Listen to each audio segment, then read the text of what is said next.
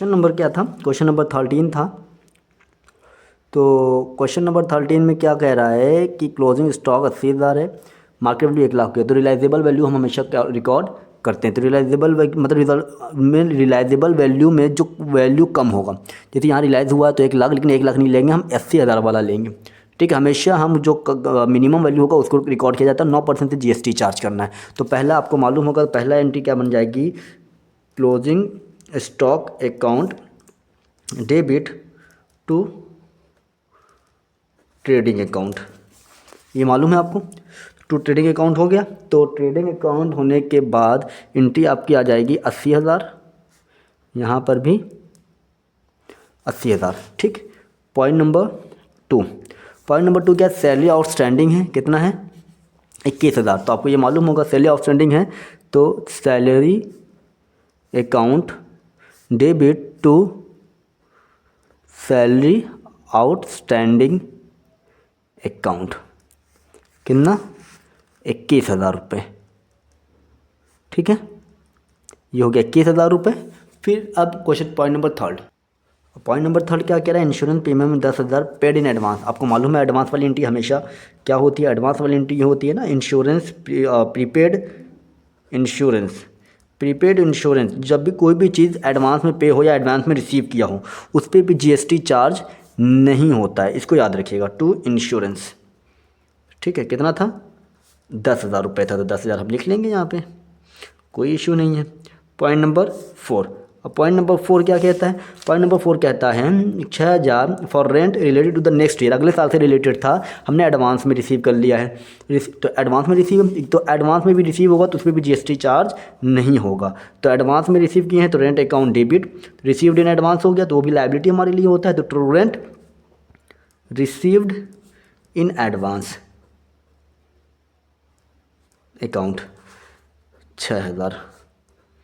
ठीक है, easy question है, ये हम लोग पीछे कर चुके हैं। पॉइंट नंबर 5, पॉइंट नंबर 5 क्या कह रहा है कि कमीशन एक्रूड, एक्रूड कमीशन हमेशा असेट होता है, but not receive during the accounting year 1500, accrued commission है।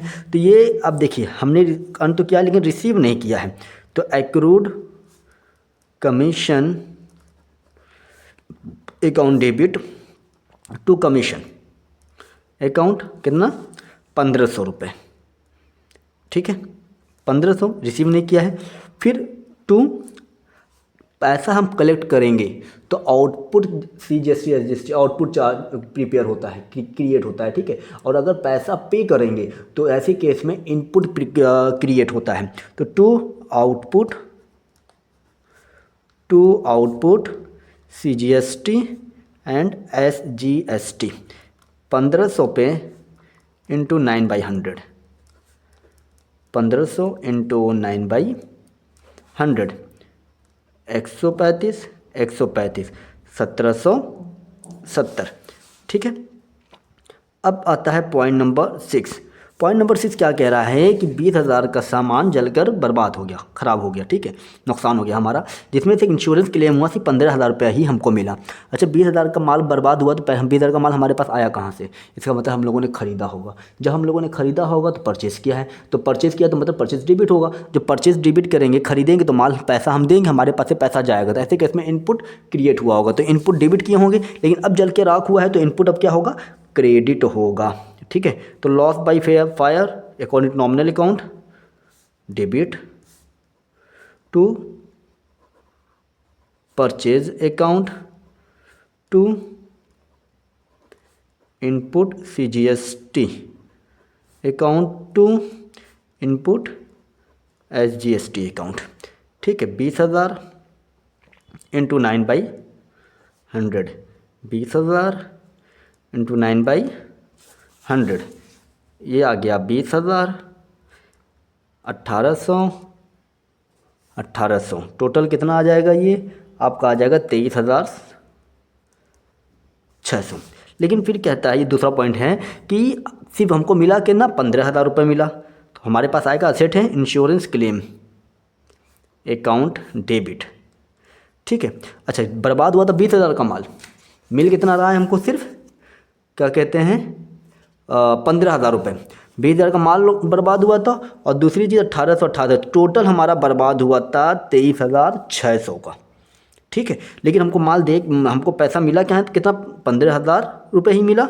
तो 15,000 मिलते, कितने का नुकसान होगा, 23,600 में से 1500 माइनस करेंगे कितना भाई, 15 8 23, 8,600 रुपये हमें नहीं मिला है। तो 8,600 नहीं मिला तो क्या है हमारे लिए नुकसान है, तो P&L में चला जाएगा, P&L account, debit to loss by fire. ठीक है, टू लॉस बाई फायर। तो 8,600 यहाँ आया, यहाँ पर टोटल कितना आएगा, 23,600। ठीक, ये आपका हो गया सॉल्व। अगर फिर भी अगर कोई डाउट हो तो हमें आप क्वेश्चन पूछ सकते हैं कमेंट करके। ठीक, आप नेक्स्ट क्वेश्चन देखेंगे 14। ये चैप्टर बहुत इंपॉर्टेंट है, इसको बहुत ध्यान से पढ़िएगा, क्योंकि ये चैप्टर आपके 12 में पहले चैप्टर से रिलेटेड है। यही जो नेट प्रॉफिट आता है, यही नेट प्रॉफिट आगे P&L अप्रोप्रिएशन में ट्रांसफ़र होता है। ठीक है।